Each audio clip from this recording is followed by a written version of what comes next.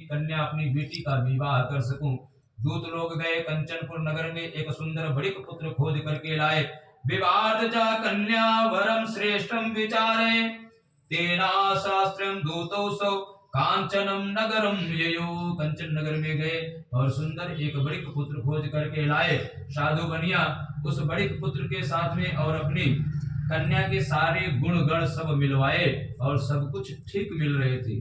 देखिए, विवाह के समय हमको आपको भी मिलवाना चाहिए, सारे गुण गण सब मिलवाना चाहिए।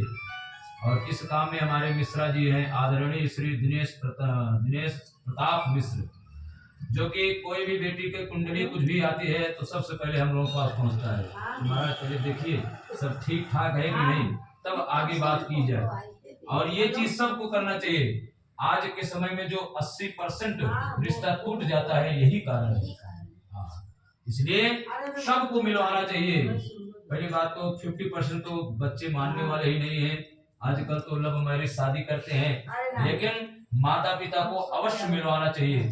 नाड़ी दोष रहे तो शादी तो बिल्कुल नहीं करना चाहिए। जिसके कुंडली में नाड़ी दोष रहे, लड़की लड़के की जो कुंडली मिलाई जाती है, अगर उसमें नाड़ी दोष निकले तो बिल्कुल शादी नहीं करना चाहिए। नहीं तो आगे चल करके वंश आगे नहीं बढ़ता है, अनेक समस्याएं आती हैं। इसलिए सभी को मिलवाना चाहिए। साधु बनिया ने भी सारे गुण गण को मिलवाए और सब मिल रहे थे।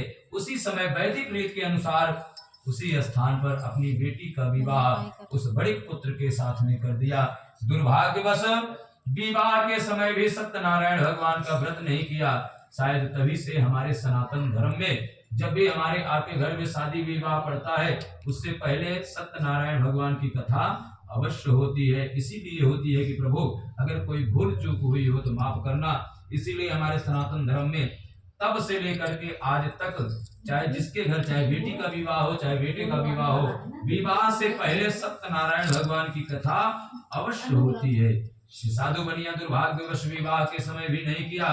सुबह हुई प्रातः काल होते ही तथा कालेन नियतो निज कर्म विशारदः वणिज्यार्थ तथा शीघ्रम जमार्थ सहितो वणिक।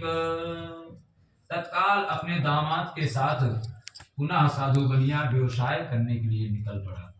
विवाह होने के बाद अपने दामाद के साथ व्यवसाय करने के लिए निकल पड़ा। देखिए, कर्म हम आप जो करते हैं भगवान उसी हिसाब से फल देते हैं। आज साधु बनिया जैसे कर्म कर रहा है वैसे फल पाएगा। व्यवसाय करने के लिए जिस नगर में जा रहा था उस नगर का राजा था चंद्र केतु, और उसी दिन राजा चंद्र केतु के राज खजाने में चोरी हो गई थी। चोर लोग धन को लेकर के भगे थे, पीछे से सिपाही लगे थे और साधु बनिया अपनी नाव का